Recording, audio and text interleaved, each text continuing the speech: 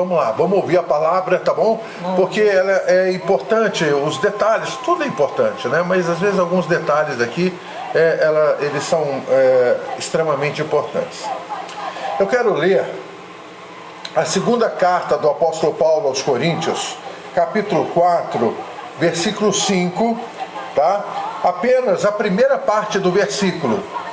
Segunda carta do apóstolo Paulo aos Coríntios, capítulo 4, o versículo é o 5, apenas a primeira parte, que diz assim: porque não nos pregamos a nós mesmos, mas a Cristo Jesus, o Senhor. Vou repetir. Porque não nos pregamos a nós mesmos, mas a Cristo Jesus, o Senhor. Meus queridos, nós estamos vivendo dias e tempos hoje terríveis. Hoje as pessoas perguntam, né, pastor, o coronavírus, pastor, é praga. Queridos, eu sei que ele é uma permissão de Deus, né? É uma praga, mas assim, é uma permissão de Deus. Nós temos falado constantemente aqui, meus queridos, nas lives que temos feito, né, e estamos realizando com muito amor e carinho, que é o momento onde Deus para tudo. Deus parou tudo para dar uma chamada primeiro na sua igreja. Entendo o que o pastor está falando, porque quando Pedro escreve, eu não sei se é a primeira ou a segunda carta, ele fala que o juízo de Deus vai começar pela casa de Deus, vai começar pela igreja, vai começar por cada um de nós. Então uma parada como essa que nós estamos vivendo hoje, meus queridos, primeiro é uma chamada para a igreja do Senhor, que convenhamos, queridos, eu não posso falar por todos, mas convenhamos, meus queridos, nós não temos vivido como é o desejo de Deus. A igreja, de um modo geral, né, e eu falo pela minha igreja aqui também, nós não temos vivido como é o desejo de Deus. Uma igreja cheia da presença de Deus, uma igreja que libera perdão, uma igreja que ama, uma igreja de mãos estendidas, uma igreja que abraça, uma igreja que recebe. Não temos vivido. Então eu entendo que Deus permite essa praga, e essa praga ela para a engrenagem. Temos outros ministérios, ministérios, outras igrejas por aí, meus amados irmãos, e vendendo indulgências e fazendo tantas coisas que desagradam, com certeza desagradam ao Senhor. Nós precisamos voltar à prática da Bíblia. Nós precisamos olhar para os apóstolos e observar aquilo que eles pregavam. O apóstolo Paulo, o que eu acabei de ler? Ele diz: nós não nos pregamos a nós mesmos, mas a Cristo Jesus o Senhor.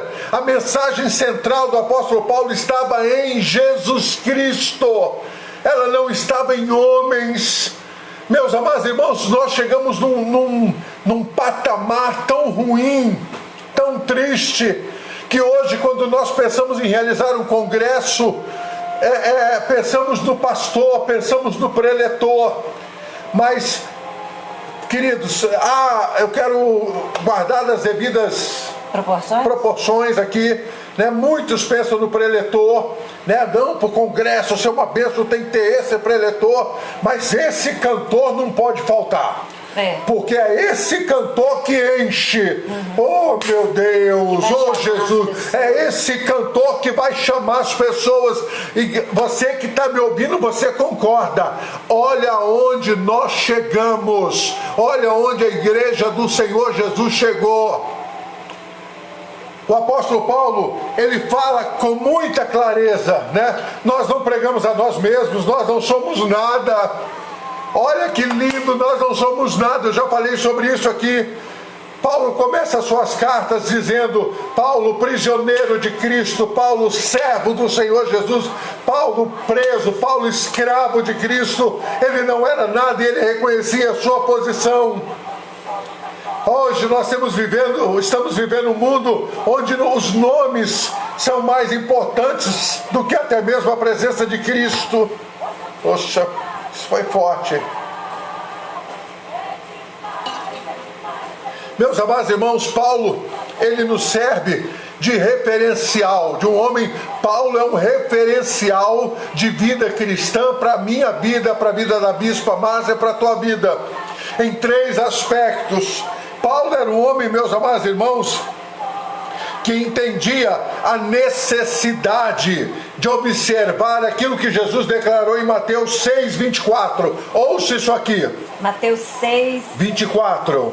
24. Ninguém pode servir a 2 senhores, pois odiará um e amará o outro, ou se dedicará a um e desprezará o outro. Vocês não podem servir a Deus e ao dinheiro. Meus queridos, Paulo, ele observa aquilo que Jesus ensinou. Não tem como servir a 2 senhores. Não dá para servir a Deus e servir ao dinheiro. Não dá para servir a Deus e servir ao teu time de futebol. Não dá para servir a Deus e servir ao teu campeão de Fórmula 1. Eu já falei e falo com muita tristeza, queridos, muita tristeza. Eu fui um fã ardoroso do Ayrton Senna. Eu fui um fã ardoroso do Ayrton Senna. Acho que todos os brasileiros. Não, sim, mas eu quero confessar um pecado. Eu já falei isso em alguns lugares. Quando tinha a corrida do Ayrton Senna domingo pela manhã, eu ficava em casa, não ia à igreja para a EBD, eu ficava em casa. Irmãos, olha que coisa. Como muitos hoje ficam em casa quando o time vai jogar, quando é final de campeonato, ficam em casa. Nós não podemos, o Paulo fala, olha, porque não nos pregamos a nós mesmos, mas a Cristo Jesus o Senhor. E Jesus precisa obter esse lugar na minha vida, na vida da bispa, na tua vida, senhorio. Ele precisa ser o nosso Senhor, não apenas o Salvador, mas o Senhor das nossas vidas. Aquele que quando nós vamos tomar decisões, nós buscamos a sua orientação. Queridos, me perdoa. Quantas vezes, me perdoa a expressão, quantas vezes quebramos a nossa cara por tomarmos decisões sem consultarmos a Deus? Verdade. Quantas pessoas quebraram as suas caras por namorar, noivar e casar com alguém sem pedir uma orientação segura de Deus? E hoje talvez ainda estejam sofrendo porque o milagre de Deus ainda não aconteceu. O milagre acontece. Quantas pessoas têm errado, têm errado, porque não param para orar a Deus, o que o Senhor quer que eu faça. Isso é ter o Senhor Jesus como Senhor da vida. Quando você fala, usa essa expressão, Senhor, você quer dizer, está dizendo, quando você fala assim, Jesus meu Senhor, você está dizendo que você é servo, que você é escravo, que você está disposto a obedecer aquilo que Ele mandar. Ele é o Senhor. E nós, queridos, nós temos dificuldade com isso. Nós temos dificuldade em nos colocarmos diante de Deus nesta postura, nesta posição. Ele é o Senhor. Eu vou fazer aquilo que está escrito em sua palavra, aquilo que Ele mandou eu fazer. Ele é o Senhor. Amém. Paulo, o apóstolo Paulo, ele podia declarar sem sombra de dúvidas que Jesus era o Senhor da vida dele, absoluto. Meu querido irmão, minha querida irmã, nessa manhã de domingo, se Jesus não tem ocupado essa posição em nossas vidas, vamos vivê-la. Vamos buscar o Senhor dessa maneira. Senhor, eu quero que o Senhor seja o Senhor da minha vida, o Senhor dos meus pensamentos, o Senhor das minhas palavras, o Senhor das minhas atitudes, o Senhor das minhas emoções, em nome de Jesus. Como temos entristecido a Deus por não viver desta forma. Como temos errado por não termos Jesus como Senhor absoluto, e vamos falando, e vamos agindo, e vamos comprando, e vamos vendendo, e vamos fazendo, sem saber qual é a sua vontade e o seu desejo. Que isso mude nesta manhã de domingo. Amém? Vamos para o segundo ponto. O segundo ponto, ok?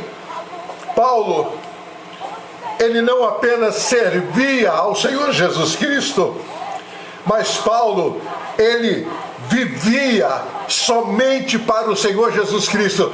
Ele atingiu, queridos, ele atingiu um ponto na sua vida cristã fantástico, maravilhoso, e ele escreve então, lá na sua carta aos Gálatas, capítulo 2, versículo 20, ele escreve o seguinte, presta atenção: fui crucificado com Cristo, assim já não sou eu quem vive, mas Cristo vive em mim, e a vida que agora vivo no corpo, vivo-a pela fé no Filho de Deus, que me amou e se entregou por mim. Repete só o início do versículo. Fui crucificado com Cristo. E vivo? Agora, assim já não sou eu quem vive, mas Cristo vive em mim. Uau! Uau! Uau! Olha que Paulo fala, eu não vivo mais. Nossa. É Ele que vive em mim, eu não vivo mais. Meus amados irmãos, nós travamos uma luta feroz, 24 horas do dia, entre a nossa carne e o nosso espírito. A carne buscando nos levar para as coisas carnais, o espírito procurando nos levar para as coisas espirituais. É uma luta ferrenha. A carne procura fazer com que você não viva de acordo com a vontade de Deus, escuta isso. E o Espírito procurando fazer com que você viva as coisas espirituais da sua intensidade. É uma luta incessante, que não para. Mas Paulo, ele chegou a um ponto, meu Deus, nos ajude. Paulo chegou a um ponto onde ele disse, porque já estou crucificado com Cristo, e não vivo mais eu, mas Cristo vive em mim. Nossa. Amados irmãos, esse é o desejo de Deus para cada um de nós, porque senão nós não temos como andar em vitória sobre esta terra. Se Cristo não tomar conta de nós, não nos preencher dessa maneira, não nos dominar desta maneira, nós não vamos conseguir viver aquilo que Deus quer que vivamos. É muito difícil, mas é o nosso alvo, né? Tem que ser o nosso alvo. Busca. Tem que ser a nossa busca diária.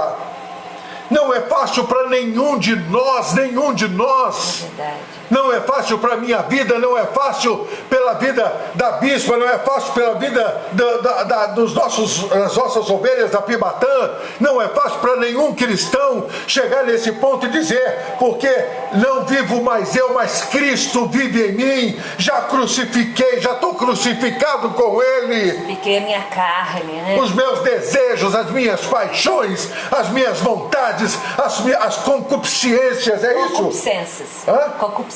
Concupiscências. Concupiscências. Ciências. Não me eis que todo mundo entendeu. Oh, Jesus. A língua enrola.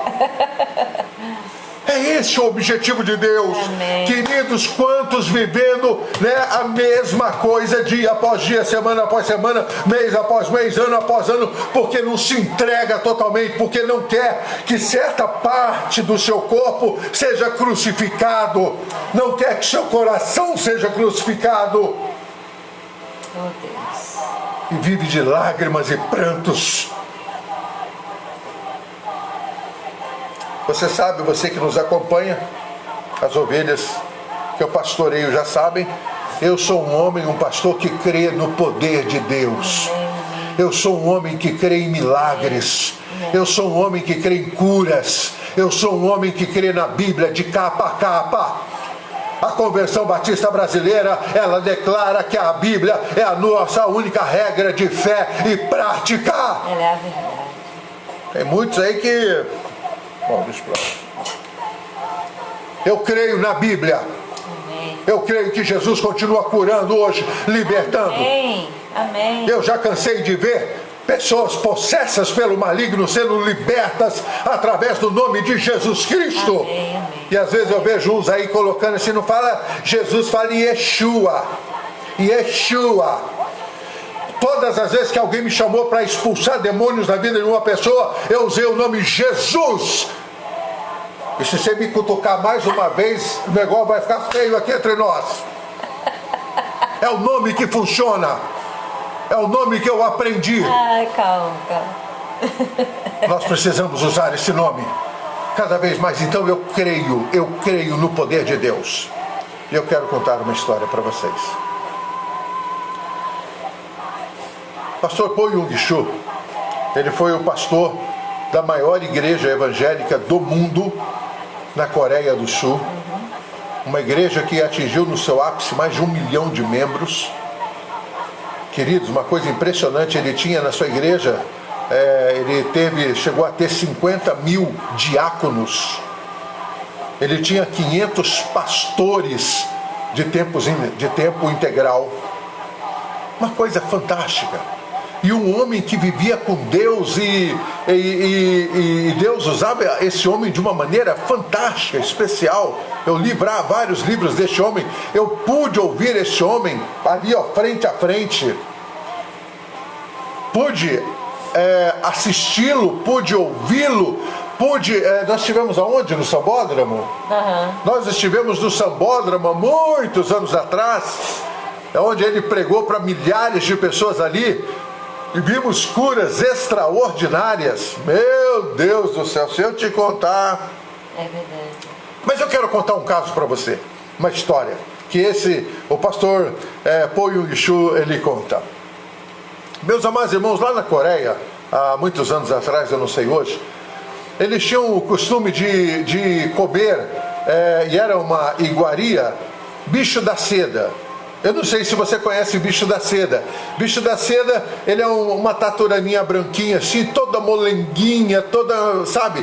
E esse bicho, ele na região de Varpa, lá de Varpa foi onde eu conheci, dos Letos, né?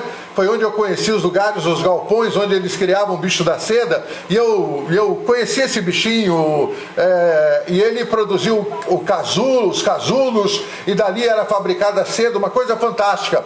Lá na Coreia do Sul, eles tinham o costume de comer esse bichinho, né? E eu espero que ninguém tenha um estômago fraco aqui para me ouvir nessa hora.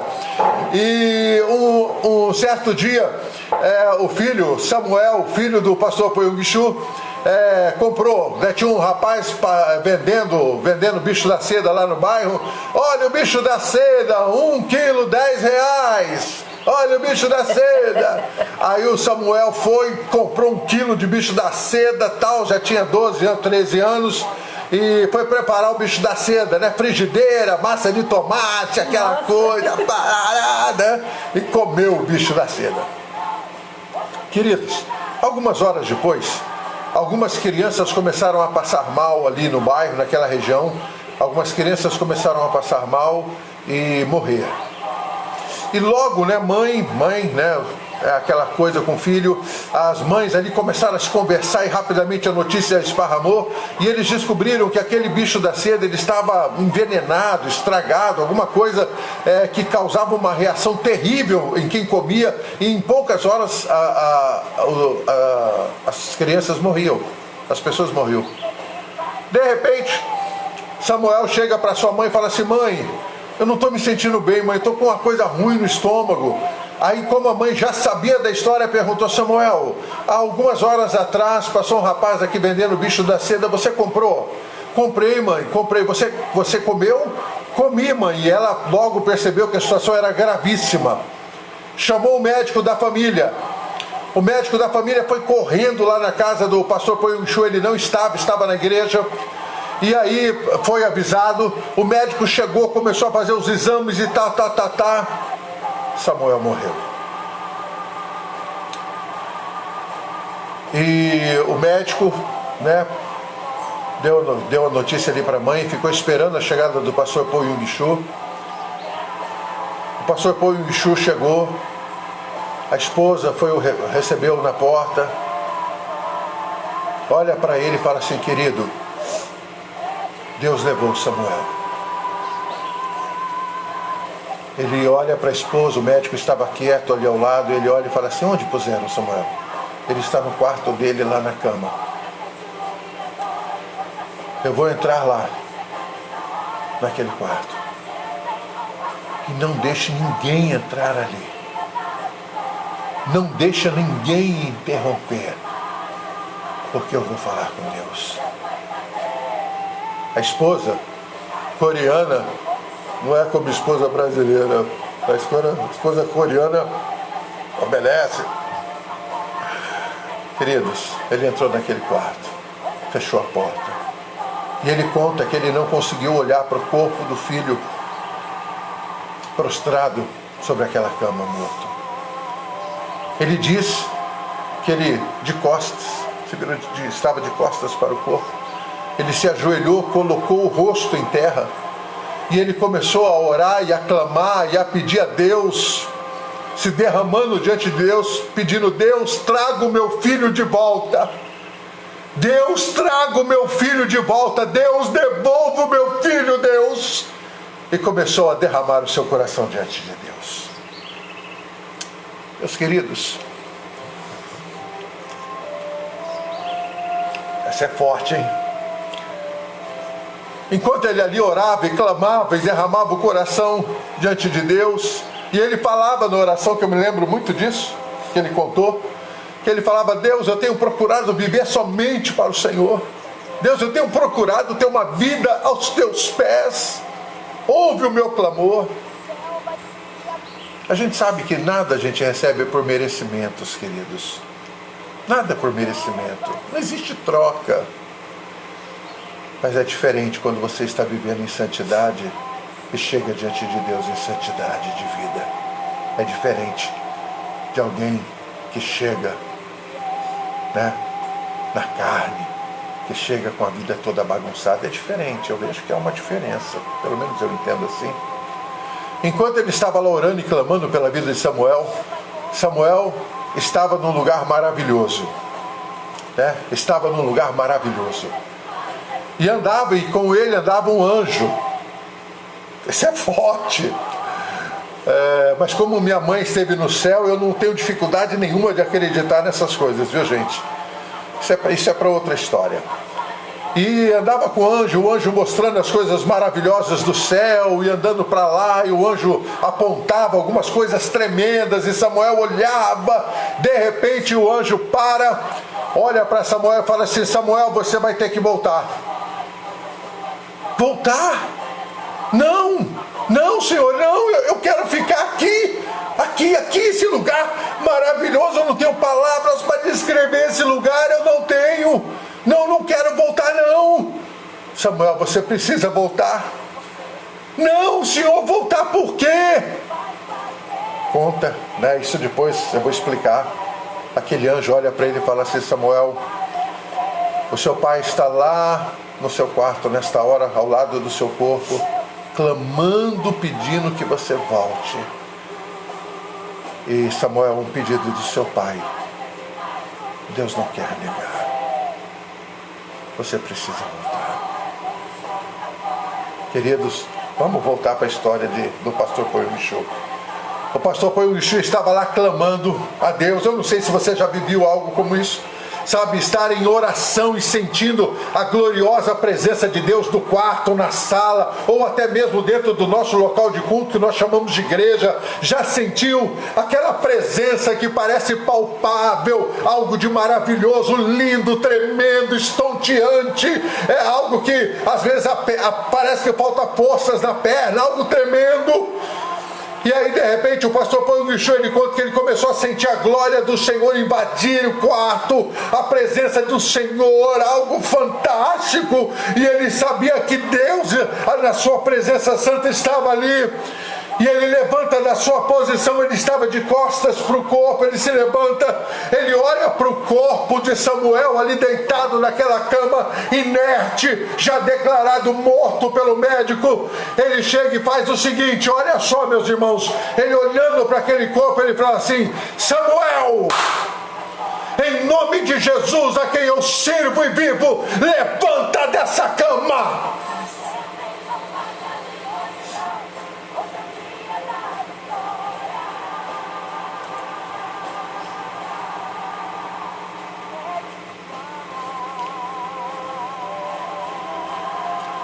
Samuel abre os olhos, se assenta na cama. O pai o abraça, com lágrimas nos olhos, Na oração não há troca, viu, irmãos? Não há troca, tudo é graça. É verdade. Não há troca. E eles se abraçam ali. E o pastor põe um guichô glorificando a Deus, exaltando a Deus, agradecendo a Deus por tê-lo ouvido. E Samuel fala assim: pai, eu tenho uma história para te contar. E aí Samuel conta o que havia se passado com ele há minutos atrás, andando no céu. Não sei que céu é esse, terceiro céu, não sei. Queridos, nós temos que ter condições de buscar uma vida de serviço ao Senhor. Nós temos que buscar viver somente para o Senhor Jesus, porque é isso que conta, é isso que vai valer a pena. Viu, meus amados irmãos? Não é se você cantou no coro da igreja, se você tocou no louvor, se você cantou no louvor, se você pregou, se você foi membro assíduo da igreja, se você foi um dizimista fiel, ofertante fiel, trabalhou no departamento infantil, no departamento de jovens, adolescentes. Não é isso que vai contar. O que vai contar é a tua vida com Deus, é a tua vida com Jesus sobre essa terra. É isso que vai contar.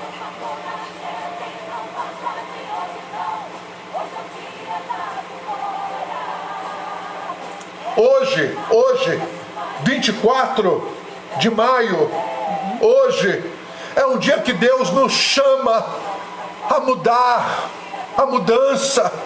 Hoje é um dia que Deus nos chama e fala assim: conserta. Você está consertando, então continua, conserta, arruma a vida, endireita as coisas. Para de pecar, para com esse celular, com essas coisas erradas, para com essas pornografias aí no computador, no celular, para com piadinhas imorais, para de mandar vídeos indecentes para as pessoas. Para de compartilhar o que não presta. É o chamado de Deus para a minha vida, para a vida da bispa, para a tua vida. É o chamado de Deus. Busque sabedoria para o seu casamento, busque sabedoria, busque mudanças dentro de casa. Tem que começar em casa, não é lá fora, não, começar aqui dentro. Busque ser um filho mais obediente, ser um filho, poxa vida, um filhão, uma filhona. Mas, em nome de Jesus, não continue vivendo a vida que nós temos vivido. Uma vida apática, uma vida sem graça, uma vida xoxa, uma vida, meus amados irmãos,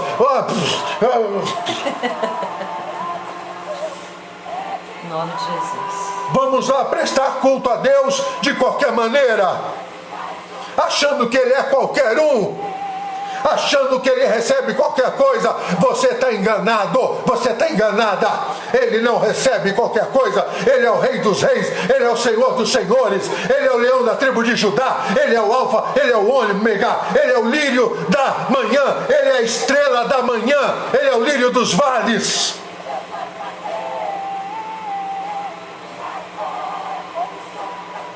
Precisa mudar.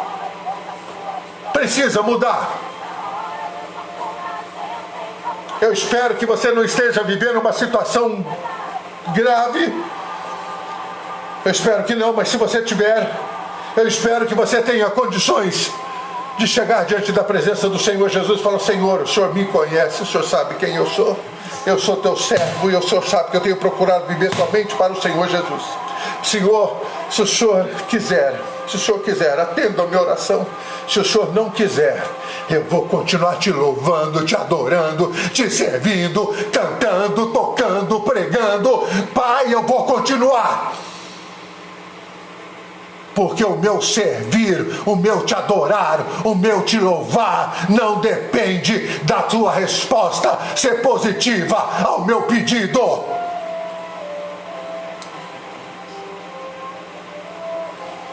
Quanto mimimi dentro da igreja, quanto mimimi nas nossas igrejas. Eu orei para tal situação, Deus não me ouviu, eu saí. Eu pedi muito a Deus por um milagre, Ele não deu, eu virei as costas. Para! Deus não prometeu curar todas as doenças. Deus não prometeu virar a vida financeira de todo mundo. Deus não prometeu milagres para todos. Deus não prometeu. O que Ele prometeu foi estar ao nosso lado até o nosso último dia sobre a face da terra. Essa foi a promessa dEle. Amém. E tem igrejas aí abarrotadas pedindo dinheiro, dinheiro, dinheiro. Ele não é o Silvio Santos? Tem muita gente por aí frequentando determinadas igrejas porque querem casa própria, casa própria. Ter casa própria é uma bênção. E eu espero que se você que não tenha, que você consiga a sua em nome de Jesus. Mas se você não tiver, e seu Deus não der uma casa própria a você aqui sobre essa terra, você já tem uma mansão preparada no céu. Louve a Deus por isso. Vamos terminar. Tá bravo? Não, mamãe. Tô babo não. Tá bravo. Em último lugar, em terceiro lugar, Paulo diz, em primeiro ele diz, servir somente ao Senhor Jesus, era fato na vida de Paulo. Depois, viver somente para o Senhor Jesus, fato na vida de Paulo. E o terceiro, morrer por Jesus se necessário for. Gente, tem que ter uma... Nossa. Filipenses. Paulo disse assim, porque para mim o viver é Cristo e o morrer é lucro. Porque para mim o viver é Cristo e o morrer é lucro. Para mim o viver é Cristo e o morrer é lucro. Repete mais uma vez, amor. Porque para mim o viver é Cristo e o morrer é lucro. Para mim o viver é Cristo e o morrer é lucro. Presta bastante atenção. Nós estamos vivendo, eu não sei como se você está acompanhando tudo que está acontecendo no Brasil e o que está... Não Brasil e mundo, né? Não, Brasil e mundo. O problema não é só coronavírus, não. Você já sabe disso. O problema é o que está acontecendo no âmbito de política no nosso Brasil. O problema é Israel. Eu amo Israel, né? Israel, ele vai retomar 30% do território palestino, que é de Israel, mas está sob domínio palestino. Israel declarou que vai anexar esses 30% para Israel. China está falando, olha, para os Estados Unidos, nós vamos derrubar os satélites de vocês. Eu espero que você esteja acompanhando tudo isso. Queridos, nós estamos vivendo algo impensável, impensável. Os navios dos Estados Unidos estão encostaram ontem na Venezuela, na frente da Venezuela, para impedir que os países árabes venham pegar petróleo de graça. Queridos, o mundo está tumultuado, terrível. Paulo diz, para mim o viver é lucro e o morrer... Viver é Cristo e o morrer é lucro. O viver é Cristo e o morrer é lucro. Queridos, ninguém sabe o que vai acontecer. Nós não sabemos, alguém lá pode saber, nós não sabemos. Não sabemos se vamos voltar a congregar. Nós não sabemos nada. Eu sei de uma coisa, as trombetas estão por soar. Eu sei que o arrebatamento da igreja está por acontecer. Na sexta-feira nós não tivemos condições de fazer live, né, para falar sobre o Apocalipse. Eu espero que na próxima sexta nós tenhamos condições. Mas queridos, e se o arrebatamento não acontecer? E se nós formos passar pela grande tribulação? E aí, como é que vai ser? Porque aí, meus queridos, o negócio é o seguinte... Ou você permanece firme na sua fé e você vai morrer por causa disso, ou você nega Cristo e perde a salvação. Nós estamos caminhando para algo dificílimo para nós os cristãos, para os habitantes da terra, sim, mas para a igreja de Cristo, queridos, eu acredito no arrebatamento. Eu acredito. Mas nós temos cristãos, irmãos de fé nossos, que nós vamos encontrar na glória, que hoje são esmagados por esses tratores de rolo compressor, decapitados, fuzilados, torturados, estão em campos de concentração? Leia, procure na internet, Coreia do Norte, China, países comunistas. Nós estamos prontos para morrer por Cristo? Tão apegados às coisas deste mundo? Nós estamos prontos a dar a nossa vida para Ele? Nós estamos prontos a dizer na cara do anticristo: eu sou servo de Jesus, faça o que você quiser? Essa semana a Márcia até estava junto. Eu estou terminando, tá bom, gente? Eu estava conversando com meu tio Daniel, pelo videoconferência, e nós estávamos conversando sobre o Apocalipse, e ali na conversa sobre Cristo, sobre vida, sobre morte, sobre guilhotinas, né, que a Bíblia fala que as pessoas vão ser decapitadas, né, os que não servirem a Cristo. Gente, só Deus. E a gente conversando, e ele falou uma coisa que eu não consigo tirar do meu coração. Né, diante do que está chegando, ele falou assim: sobrinho, eu quero dizer uma coisa para você. Eu tenho orado a Deus, eu tenho pedido a Deus. Presta atenção, por favor, não deixe ninguém conversando perto de você.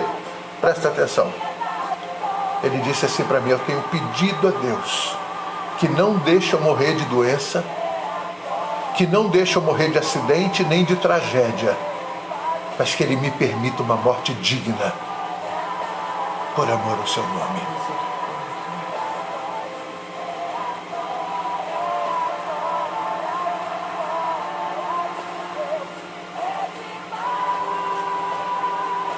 Uma morte digna.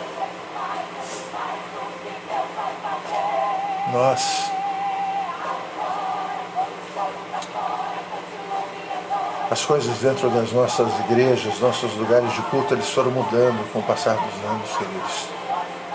Nós batistas, eu vou falar de Batista. Há anos atrás, os batistas se ajoelhavam, antes de se assentarem nos bancos ou nas cadeiras, eles ajoelhavam orando a Deus pelo pastor, por quem ia cantar, pelos hinos, pela mensagem.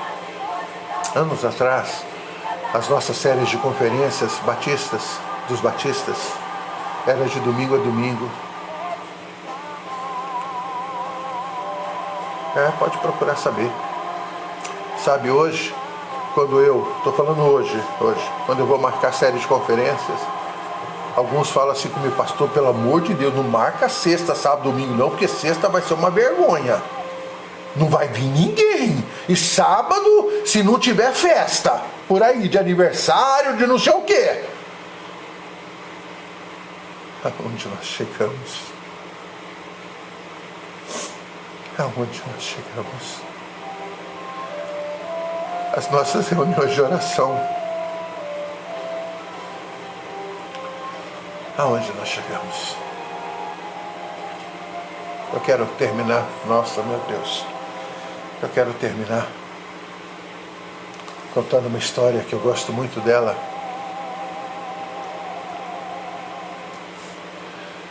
Conta-se que alguns anos atrás, lá na Rússia, na igreja perseguida, haviam aquelas igrejas subterrâneas, né? E lá você tinha um cuidado imenso, porque se fosse pego, ou você era fuzilado, ou mandado para um campo de concentração, torturado. E havia uma dessas igrejas. E lá, num domingo de manhã, eles estavam cultuando a Deus, e os irmãos louvando a Deus e adorando a Deus. Na parede da igreja havia uma foto, né, como se fosse o rosto de Jesus. A gente vê muito por aí, até hoje ainda, né, a gente vê. Eles não adoravam, não idolatravam essa foto, mas a foto estava ali na parede. Só havia uma entrada e só uma saída. Não haviam janelas, era uma igreja subterrânea. E, meus queridos, aquele domingo de manhã, de repente, enquanto eles estavam cultuando a Deus, entra um pelotão, alguns soldados, não um pelotão, mas alguns soldados da KGB, a temível polícia soviética, E eles entram com metralhadoras em mãos ali, e entram arrebentando a porta, e todos foram pegos de surpresa, e todos os membros foram acuados para um canto.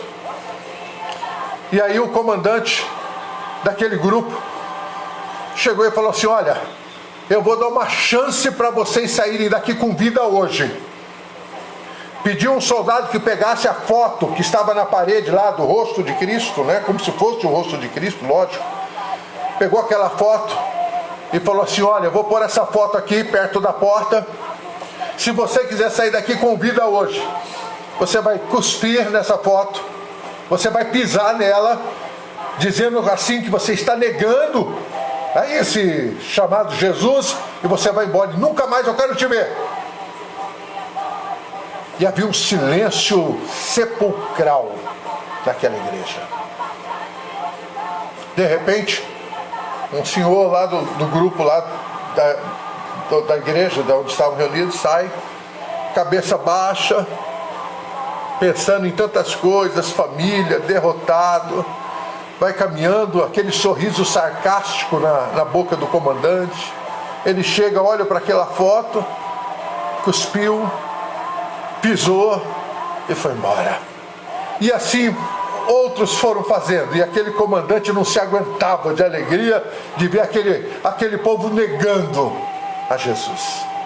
De repente, uma moça jovem, não havia casado, ela sai lá do meio, ela vem caminhando, chega perto daquela foto, toda suja de cuspe, toda pisada, e o comandante pensando: mais uma.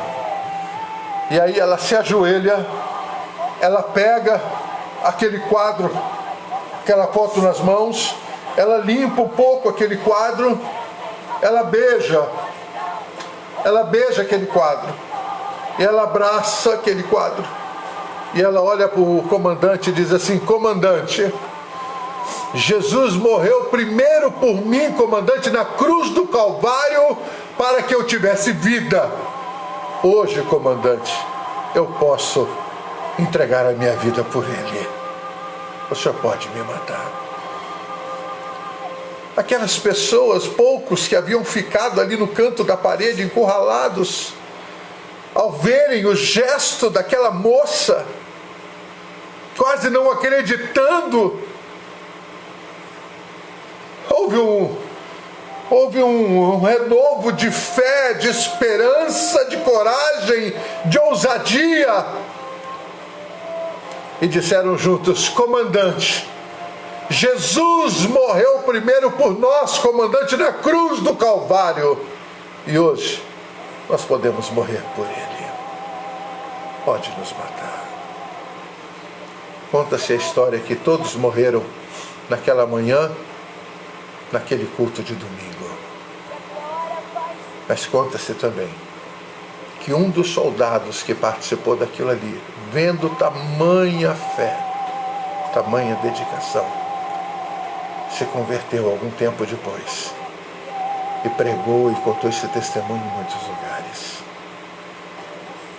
Como está a sua vida com Deus? Como está o nosso viver com Deus? Que Deus te abençoe muito. Que Deus te abençoe. Jesus. Que palavra, não é? É aquilo que nós temos dito, né? Viver para Cristo. Tem que ter uma fé firmada, inabalável, independente das circunstâncias. Viver para o Senhor. Vamos orar? Vamos orar para que Deus nos ajude, para que a gente viva uma fé que independe do que aconteça ao nosso redor, que a gente viva essa fé e viva para o Senhor. Coloque a sua vida diante da presença de Deus.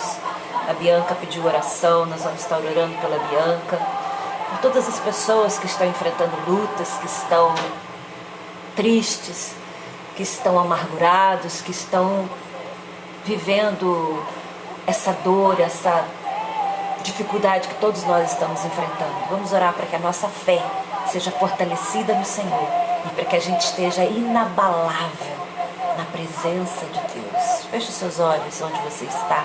Eleve seus pensamentos para o Senhor e vamos orar. Senhor Deus, nós queremos te agradecer porque a tua palavra, ela é viva, ela é eficaz, ela fala aos nossos corações, ela nos renova, ela nos impulsiona. Oh Deus, muito obrigada pela tua palavra.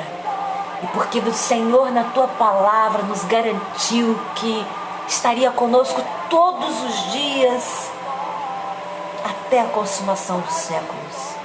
Obrigada pela tua presença nas nossas vidas. Deus, nesse momento eu quero colocar diante do Senhor cada pessoa que está ouvindo a minha voz, cada pessoa que tem nos acompanhado, que tem nos dado a alegria de estar conosco nesses dias, ouvindo a tua palavra junto, aprendendo junto, orando junto, cultuando ao Senhor junto aqui, ó Pai, através dessa rede social. Quero colocar cada um diante do teu trono de graça. Seja abençoando, fortalecendo-nos a fé, renovando as nossas vidas, a nossa alegria, a nossa confiança no Senhor, em nome de Jesus. Pai, abençoa cada um dos teus filhos, abençoa, Deus, dando saúde, renovando a esperança, renovando a nossa alegria no Senhor, Pai, que a gente tenha condição, Pai, de dizer nesta manhã, o nosso viver é Cristo. Que a gente tenha condição de dizer isto, Pai. Que nossa vida possa estar, Pai, alicerçada no Senhor Jesus. Fica conosco, Pai. Abençoa cada um. Abençoa os teus filhos. Dá-nos saúde mental, saúde física, saúde espiritual. Ajuda-nos, Deus. E renova-nos nesta manhã. Em nome de Jesus. Louvado seja o nome do Senhor. Seja renovado. Em nome do Senhor. Amém. Amém, queridos. Deus te abençoe. Se Deus quiser, às 18 horas, horário de Brasília, estaremos de volta. Hoje o meu genro, Léo, o pastor Léo, estará trazendo uma palavra de Deus para as nossas vidas. Divulga, convida amigos, parentes, compartilha vídeo, viu? Eu espero de todo o meu coração que você tenha sido ricamente abençoado nessa manhã, como eu fui. Como eu sinto a presença de Deus aqui na nossa casa. Amém. Que você sinta também na sua. Amém. Ore por nós, ore pela minha vida, pela Márcia, pelo Mateus, pela nossa filha Paula, que está completando mais um ano de vida hoje. Amém. Tá bom, queridos? Nós precisamos de oração. Tá bom? Muito bom estar com vocês. Olha, que joia, que bom, que bom. Obrigado por nos receber aí na sua casa. Tá? Um grande abraço. Às 18 horas, não perca o horário. Ô, Carla, não perca o horário, pelo amor de Deus. Deus abençoe a todos. Foi muito bom estarmos juntos. Fiquem com Deus. A paz.